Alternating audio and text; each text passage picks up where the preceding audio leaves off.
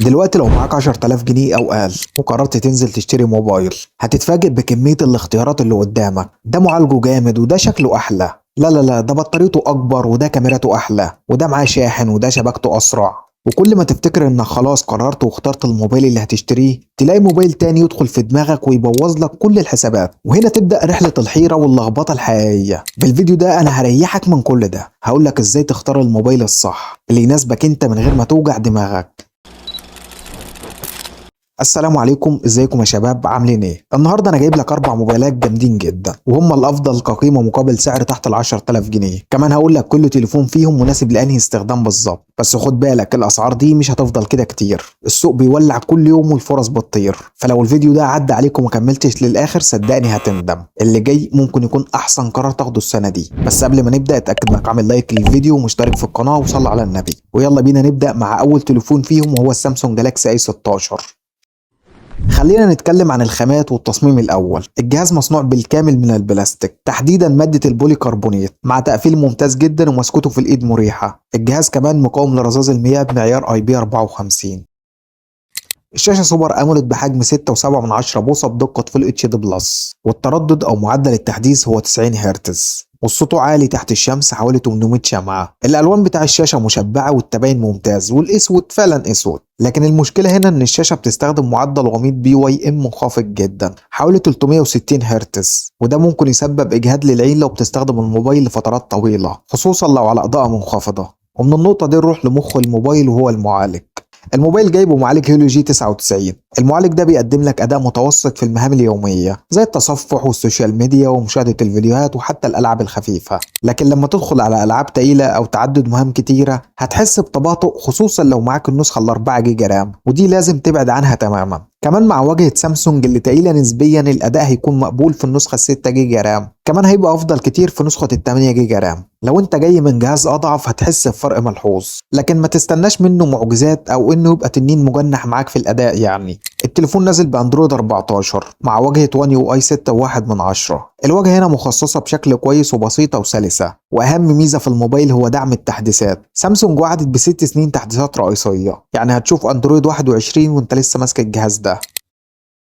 الكاميرات الأساسية هنا 50 ميجا بكسل، ومعالجة الصور هنا تعتبر أفضل معالجة تحت ال 8000 جنيه. الصور بتطلع تفاصيلها واضحة وألوانها طبيعية، وفيها معالجة ممتازة لل HDR. الميزة الكبيرة كمان إن في كاميرا واسعة ألترا وايد، وده نادرا لما بتلاقيه في الفئة دي. والكاميرا السيلفي 13 ميجا بكسل، وبتقدم صور مقبولة جدا في الإضاءة الجيدة. لكن الموبايل ما بيدعمش تصوير فيديو 4K، آخرك 1080 في الكاميرتين. البطارية 5000 ملي أمبير، وبتكمل معاك يوم استخدام مرتاح جدا. كمان الموبايل بيدعم شحن سريع 25 واط، بس المشكلة إن الشاحن مش بيجي جوه العلبة، ودي حركة غريبة جدا من سامسونج في الفئة الاقتصادية. لو جبت شاحن محترم الموبايل هيشحن في حوالي ساعة ونص، بس سعر الشاحن ده على الأقل هتلاقيه ب 500 جنيه. البصمة مدمجة في زرار الباور وسريعة، والتليفون بيدعم ال NFC.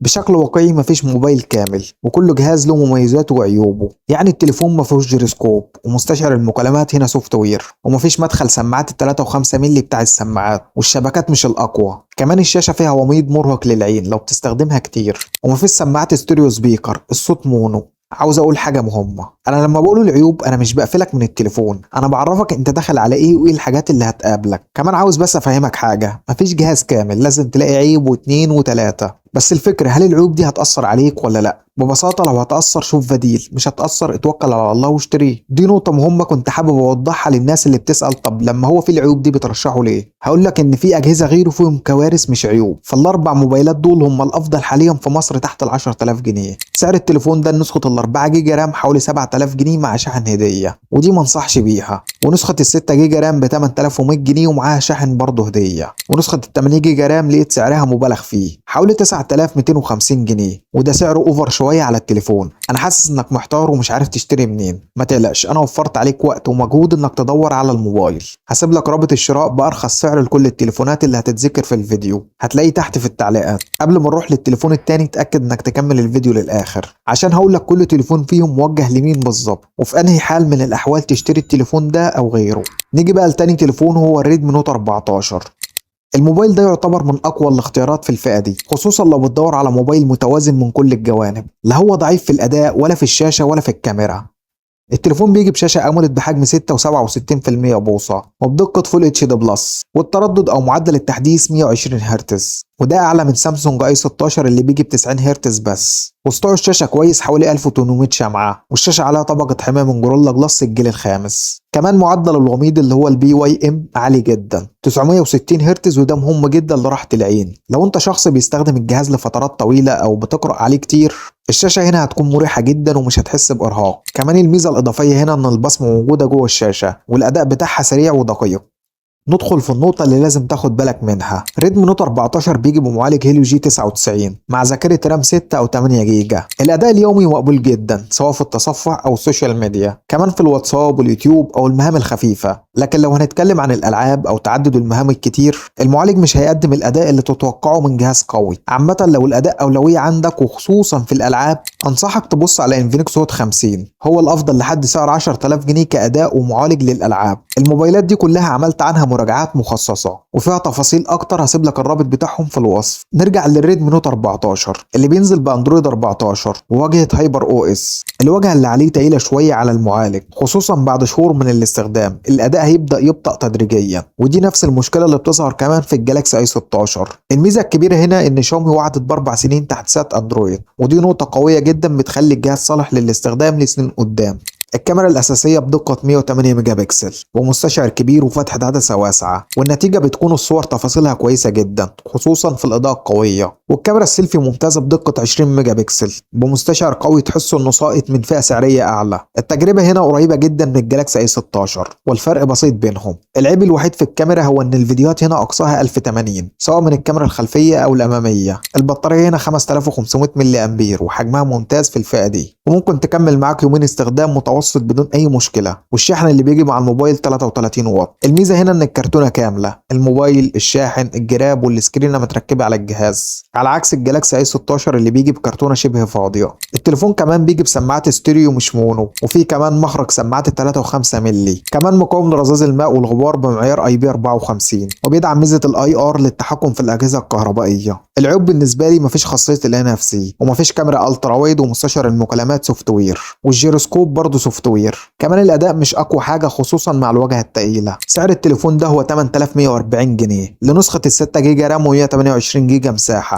وحوالي 9800 جنيه لنسخه ال 8 جيجا رام و256 جيجا مساحه. الاسعار دي ممكن تزيد او تنقص على حسب السوق، وكلها بتاريخ تسجيل الفيديو اللي هيظهر قدامك على الشاشه. نيجي بقى لتالت تليفون وهو التكنو كامون 30. الجهاز ده بيقدم واحدة من أقوى التجارب اللي ممكن تاخدها تحت 10,000 جنيه، لكن في نقطة واحدة لو ما خدتش بالك منها ممكن تندم، وهقول لك عليها بعدين. لما تمسك التليفون هتلاحظ إن الخامات هنا محترمة جدا. الظهر بيجي يا إما من الزجاج أو الجلد الصناعي على حسب اللون اللي هتختاره، والشاشة هنا من نوع أموليد وبحجم 6.78% بوصة وبدقة فول اتش دي بلس وتردد 120 هرتز. كمان سطوع الشاشة ممتاز سواء جوه البيت أو تحت الشمس، وعندك كمان معدل وميض عالي حوالي 1000 هرتز، وده بيخلي الشاشة مريحة جدا للعين خاصة لو بتستخدم الموبايل لفترات طويلة. كمان البصمة تحت الشاشة وسريعة. بالنسبة للأداء بقى فتكنو مشيت في نفس الطريق اللي ماشية فيه انفينكس، وهو انهم يخلوا تجربة الأداء سريعة وخفيفة. المعالج هنا هو هيليو جي 99 ومعاه 8 جيجا رام، والسوفت وير خفيف ومستقر ومش مليان حاجات ملهاش لازمة. في الأداء اليومي هتاخد تجربة سريعة سواء تصفح أو تطبيقات أو حتى سوشيال ميديا، وفي الألعاب هتقدر تلعب ألعاب تقيلة على إعدادات متوسطة بدون تهنيج أو صوت فريمات واضحة. الجهاز ده أداؤه فعليا أقوى من الجالاكسي اي 16 وقريب جدا لانفينكس هوت 50 اللي هو أساسا صاحب أفضل تجربة أداء في الفئة دي. بس في نقطة هنا تزعل، الجهاز نازل باندرويد 14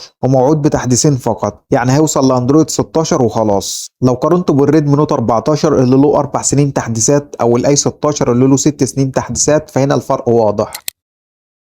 والكاميرا الخلفية هنا 50 ميجا بكسل بفتحة عدسة 1.9 وبتدعم التثبيت البصري، يعني الصورة هتطلع ثابتة وفيها تفاصيل قوية. السيلفي كمان هنا 50 ميجا بكسل وده رقم كبير جدا في الفئة دي، والنتيجة هتكون صور سيلفي ممتازة من الأفضل فعلا في الفئة، وبيتفوق كمان على الجالاكسي اي 16. بس في شوية ملاحظات هنا لازم تعرفهم. الجهاز مش بيدعم تصوير فيديو 4K، أقصى حاجة 2K سواء في الكاميرا الخلفية أو الأمامية. كمان مفيش كاميرا الترا وايد، بس لو أنت مهتم بالكاميرا الأساسية والسيلفي بس فالموبايل هيعجبك جدا جدا وهتتبسط منه. البطارية هنا 5000 ملي امبير وده رقم موجود في كل موبايلات الفئة، بس اللي بيفرق فعلا هو الشاحن. الجهاز بيجي مع شاحن سريع 70 واط داخل العلبة وده رقم ضخم جدا، يعني الموبايل بيتشحن في اقل من ساعة بسهولة. الكوكتيل كمان بين ان الشاشة اموليد والسوفت وير خفيف والشاحن السريع بيخلي تجربة البطارية مريحة جدا ومش هتفكر فيها ولا هتشيل همها. الجهاز كمان مليان مميزات بتلاقيها عادة في الفئات الاعلى. بيجي بسماعات ستوريو قوية وبيدعم خاصية ال NFC وخاصية الاي ار للتحكم في الاجهزة الكهربائية. كمان مدخل سماعات 3 و5 مللي وتسجيل المكالمات بدون ما يفضحك عند الطرف الثاني. الشبكات هنا كمان محترمة جدا ومستشعر المكالمات حقيقي من السوفت وير.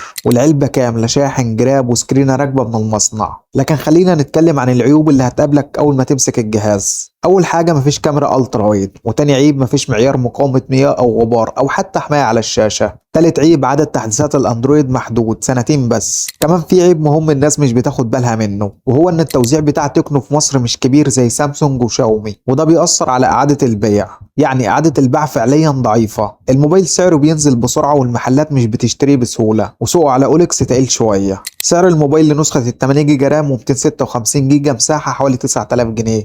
رابع تليفونه الأخير هو فيفو في 40 لايت ال 4G. التليفون جايب تصميم بسيط وشيك وشكله حلو وبصراحة عجبني. كمان الجهاز واخد شهادة مقاومة مياه وغبار IP64، يعني مقاوم لرذاذ المياه والتراب بدرجة كويسة. الموبايل جايب شاشة أموليد بحجم 6.67% بوصة وبدقة فول اتش دي بلس ومعدل التحديث 120 هرتز. كمان السطوع عالي حوالي 1800 شمعة. بصراحة التجربة البصرية جميلة والألوان مشبعة من غير مبالغة، والبصمة موجودة تحت الشاشة واستجابتها سريعة. الموبايل جايب معالج سناب دراجون 685 وهو مش ضعيف لكنه مش الأقوى في الفئة دي. هيديك أداء يومي مستقر في التصفح والسوشيال ميديا والتنقل بين التطبيقات، لكن لو بتلعب ألعاب تقيلة زي بابجي هتحس إن المعالج محدود شوية خصوصا في الفريمات العالية، وهيهنج منك عادي. وطبعا الجهاز بينزل بأندرويد 14. كمان الواجهة تعتبر كويسة، واللي برغم إنها بقت أحسن من زمان لكن لسه فيها شوية إضافات بتقلل من سلاسة الأداء. فلو أولوياتك الرئيسية هي الأداء التقيل فالموبايل ده مش ليك. الكاميرا هنا من أكتر الحاجات اللي تفوقت فيها فيفو. الكاميرا الخلفية الرئيسية 50 ميجا بكسل وأداها ممتاز في الإضاءة العالية، بتطلع صور واضحة فيها تفاصيل وألوان مظبوطة. والكاميرا السيلفي هنا كمان قوية جدا، بتيجي بدقة 32 ميجا بكسل وتعتبر من الأفضل في الفئة دي. لكن الملاحظة الوحيدة هنا إن مفيش كاميرا ألترا وايد، يعني لو بتحب تصور مشاهد واسعة أو مناظر طبيعية هتحس إن في حاجة ناقصة. كمان مفيش تصوير فيديو 4K، اخرك 1080 بالكاميرتين. البطارية هنا 5000 ملي امبير وده رقم طبيعي ومناسب جدا للاستخدام اليومي. لكن اللي بيلفت النظر فعلا هو سرعة الشحن. الجهاز بيدعم شحن سريع بقوة 80 واط، وده معناه انك ممكن تشحن من 0 ل 100% في حوالي نص ساعة. الشحن موجود جوه العلبة وكفاءة الشحن ممتازة، يعني مش بس بطارية كبيرة، لا كمان هتفضل مطمن انك تقدر تشحن بسرعة وقت ما تحتاج. التليفون بيجي بصوت ستوريو قوي وواضح، وكمان الشبكات هنا ممتازة، بس في شوية عيوب ممكن يزعلوك جامد. يعني رغم كل المميزات دي الجهاز مش كامل وفي شوية نواقص لازم تبقى عارفها. أول حاجة المعالج مش الأقوى خصوصا للجيمرز أو اللي بيدور على أداء تقيل. تاني عيب مستشعر المكالمات هنا سوفت وير. وتالت عيب مفيش كاميرا ألترا وايد. ورابع عيب مفيش مخرج سماعات 3 و5 مللي. خامس عيب بقى والأخير مفيش دعم لخاصية ال NFC، فلو بتستخدم الجهاز في الدفع الإلكتروني مثلا مش هتقدر تستفيد. سعر التليفون ده نسخة ال 8 جيجا رام و128 جيجا مساحة حوالي 8700 جنيه على نون.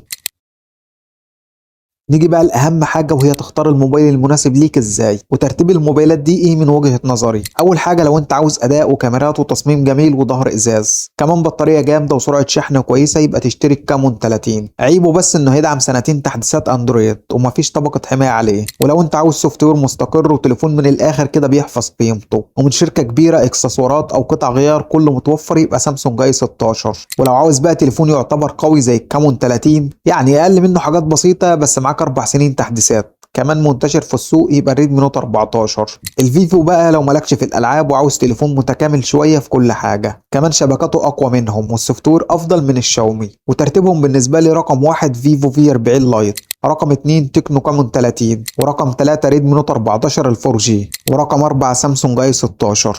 وبس كده. لو عجبك الفيديو ما تنساش اللايك والشير وسيب لي رايك في الكومنتات. هل شايف ان الفيفو افضل ولا الريدمي نوت 14 افضل، ولا عندك اختيار ثالث؟ اشوفكم في فيديو جديد ان شاء الله، وسلام.